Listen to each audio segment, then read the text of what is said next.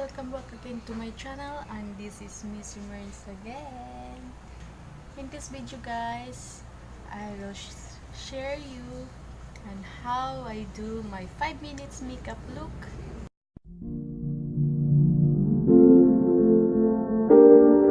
Ito lang naman lagi kong ginagawa guys every day, and I just want to share you how I do it. My simple and easy 5 minutes makeup look. If you are new in my channel, please don't forget to subscribe. And if you are already my followers, my friends here, don't forget to like, share, and leave a comments below. Please keep on watching guys. I will start now.